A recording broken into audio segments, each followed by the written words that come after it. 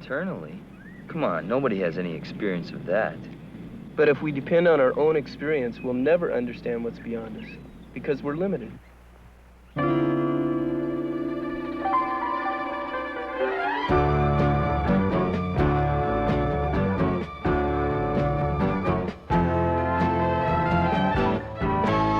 For so many days, in so many ways, I've been searching for the key. Watching nature grow, wishing I could know all about the things I see. Seeing life and death in a passing breath, life is such a mystery to me. Well, of course we're limited. No one argues with that. But when people, one by one, contribute new discoveries, then there's progress. Well, just look how far we've come in the last 100 years. Well, in a way, you're right. But what if we want to know something we can't measure or see? Something that's outside our view, outside our grasp? What then? But in science, nobody imagines anything. We deal with what we can observe, what we can measure, touch, see. Yeah, that's what the frog was doing. All he could see was his own little well. And from that, he thought he could figure out everything outside his well. Just like in your biology department. They study matter, and from that, they try to figure out what life is. I mean, from what they know, they're making theories about what they don't know. Is that knowledge? I don't know, Peter. Everything you've been telling me goes against what I've been studying for years. That may be so, but it makes sense, doesn't it? Maybe. It's something to think about. Anyway, I got a biology lab. I gotta go. So I'll see you later, Peter. See you later, Mark. They're trying to figure out what life is. 4.5 billion years ago, Earth's molten surface was covered with lava and gases. As it cooled through the millennia, the gases condensed. Torrential rains fell and mixed with carbon monoxide, ammonia, methane, and hydrogen to form what is known as the primordial soup. Giant electrical storms and ultraviolet radiation charged the mixture, and in an orderly and natural way, carbon compounds, the building blocks of life, formed. This is how non-living matter transformed itself into what we call life, chemicals that can reproduce themselves. What did he say life is? Chemicals that can reproduce themselves. From what they know, they're making theories about what they don't know. Is that knowledge?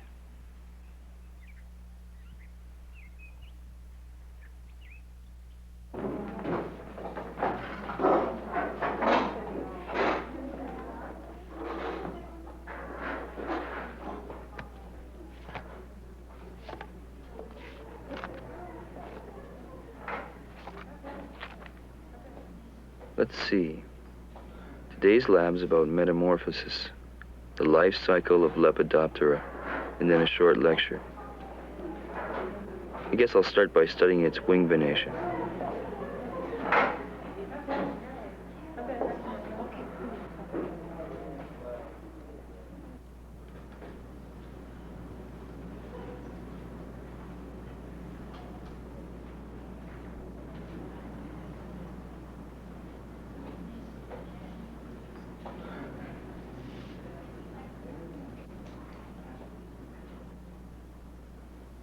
I used to wonder what made things alive.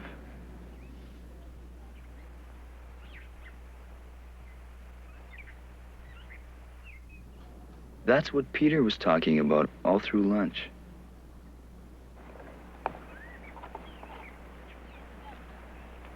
Hey, Peter, where were you? Class went overtime. Henderson. Boy, you're really into it, huh?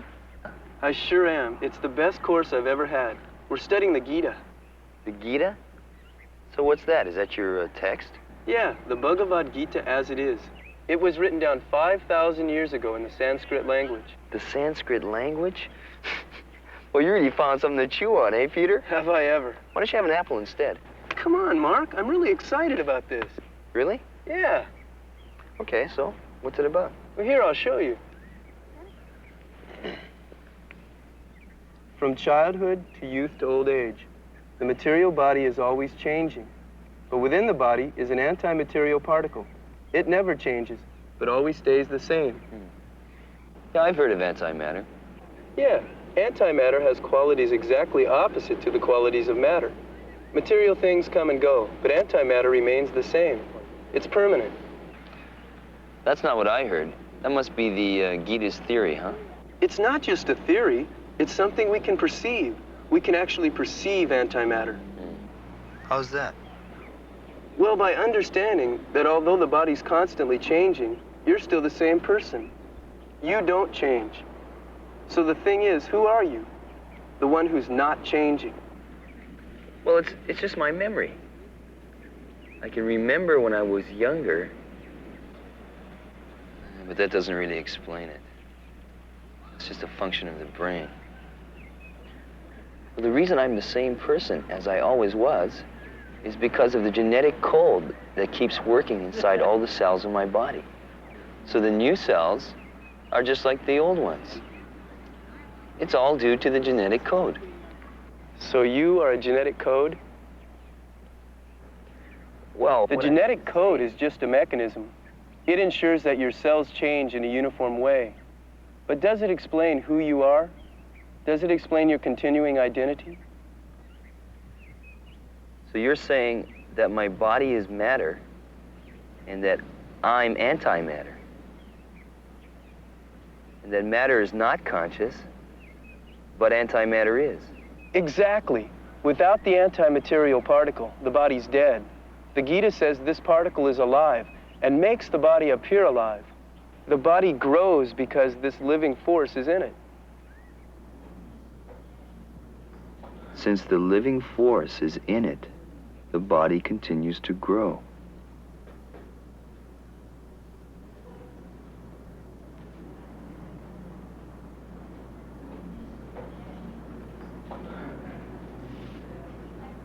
Cells and living things are in constant flux, growing, dividing. Gradually, the whole organism changes.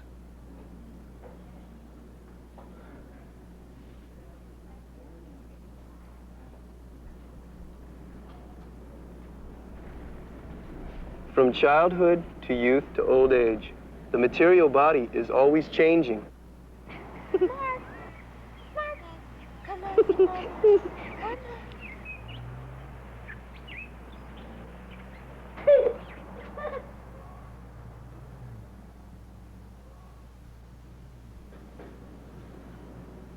But within the body is an anti-material particle. It never changes, but always stays the same. You're still the same person, although your body continues to change.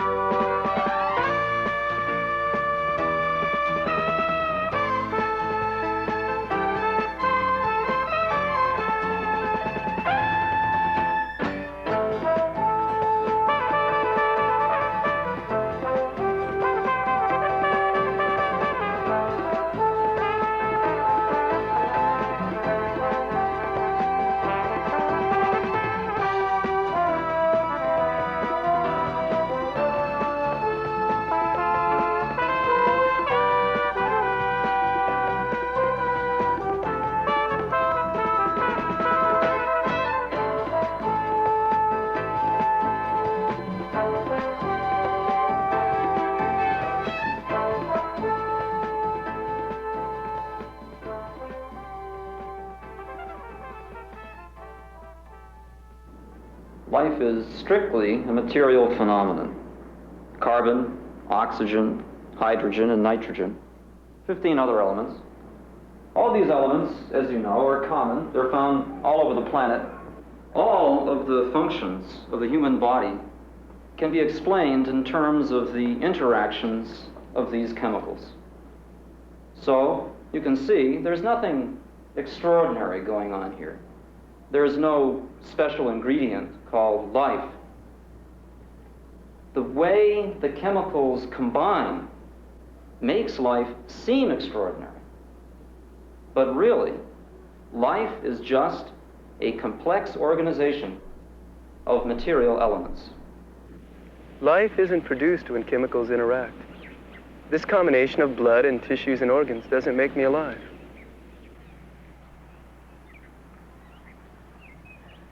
Well, the only thing you find in the body is chemicals. I mean, what else could it be? If we're just chemicals, then where's the source of all the energy in the body? They've analyzed all the parts and systems, right? Yeah. So, what's alive in the body? Where are you? Think of the body's different parts. Well, there are bones, nerves, the brain, muscles,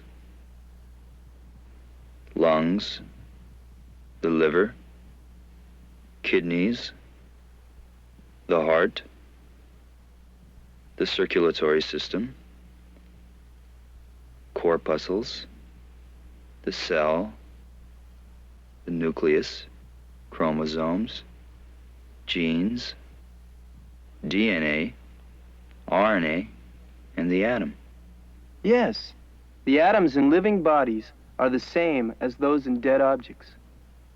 So where are you? Where's the life in these material things? What we call life is a very complex combination of atoms. Atoms form molecules, and molecules form cells and organs that have the characteristics of life. But what's the source of energy for these parts? Where is consciousness?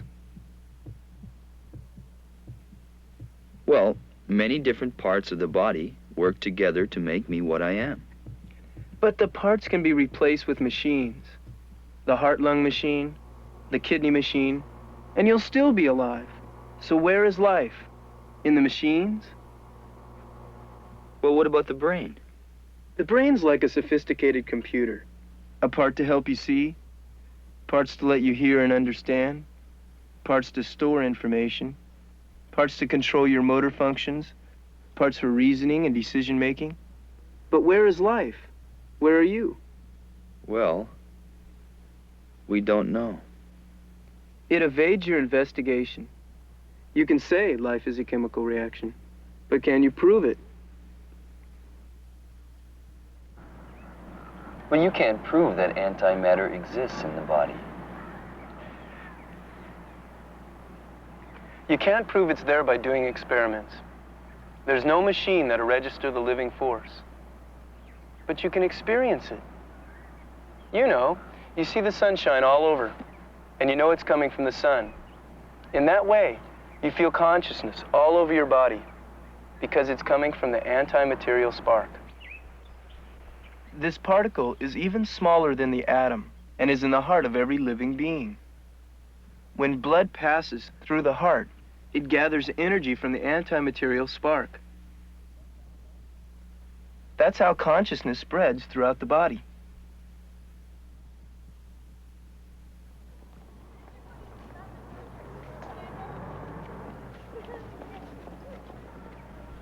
Well, then, how do you explain death? Well, it's not a loss of chemicals, that's for sure. A dead body has all the same chemicals it had when it was alive. DNA, RNA, enzymes, hormones, everything. So what's the difference between life and death? When the anti-material spark, the living force, leaves, the body's useless. And when that happens, when that force leaves the body, there's nothing in the world you can do to bring life back.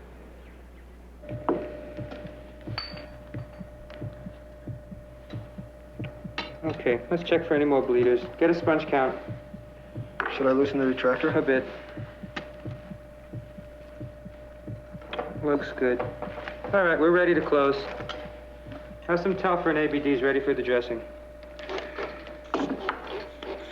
And we'll use clamps on the skin. I can't get a blood pressure. What? There's no electrical activity. The monitor's flat. His heart stopped. Quick, call cardiac arrest, code 4. Elevator, code 4. I'll give him cardiac massage. Give him concentrated O2 per mask. Right.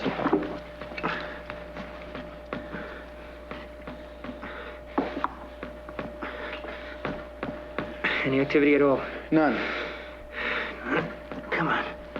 Come on. Any activity? No, still none. Let's try some adrenaline. Keep your eye on the monitor. Watch for any pattern changes after the med's given. Right. The IV's out. You want D5 and W or normal saline? 1,000 normal saline. Joyce, get normal saline. Any change? Still flat. How about shock? Yeah. Get the paddles. Okay, get back. Set it on 200. Hit it.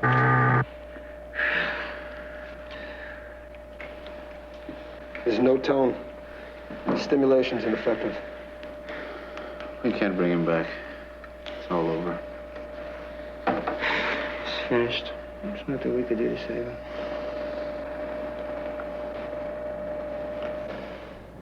Death, quietly, suddenly makes us bereft. Our brother is now departed, and we commit his body to the ground. Remember, man, that thou art dust, and unto dust thou shalt return. From earth to earth, from ashes to ashes, from dust to dust. Amen.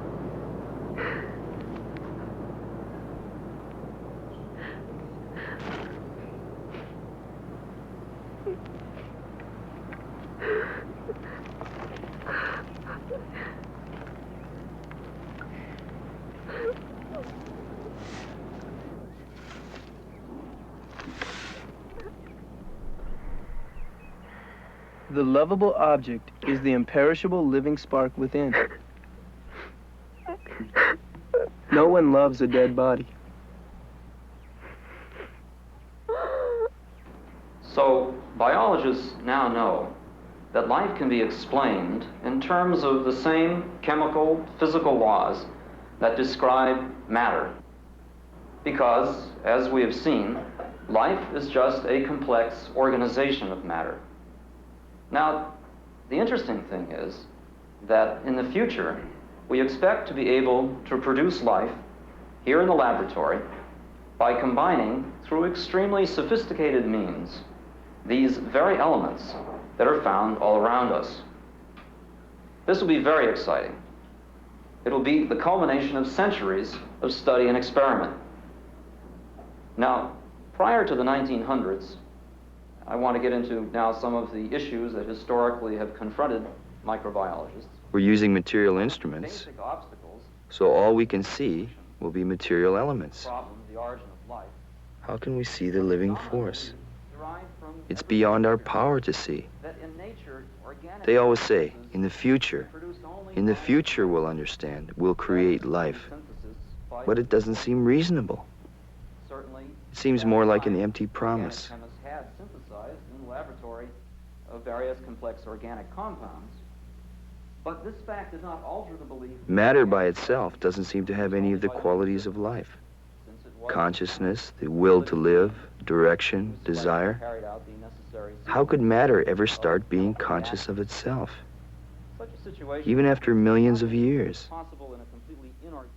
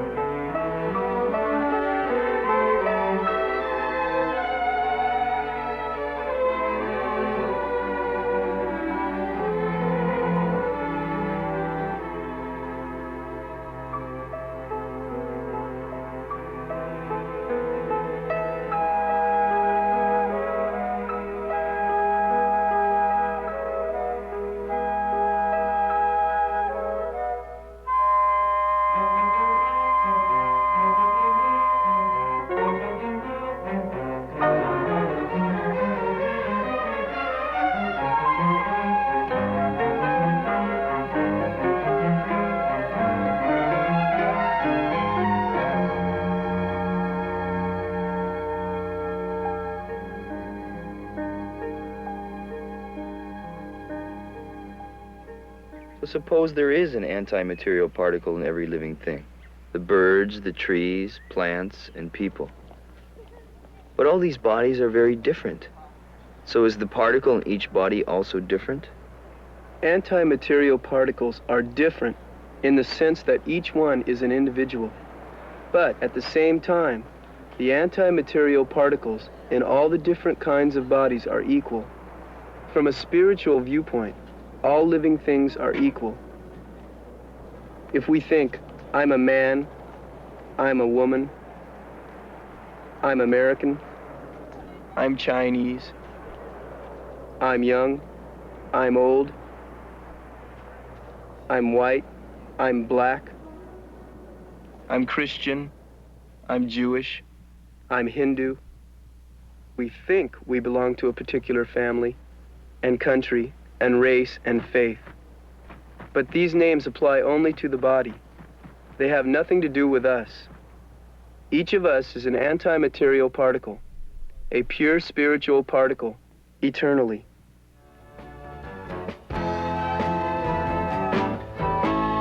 But the answer's clear, it was always here. I don't have to wonder why.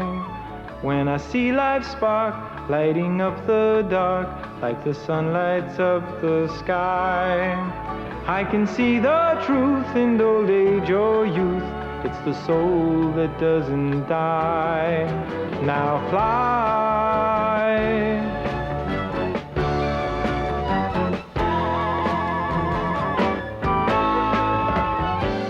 Looking for answers, spending my days in darkness. Life was a puzzle. The soul is the part I couldn't see. It's there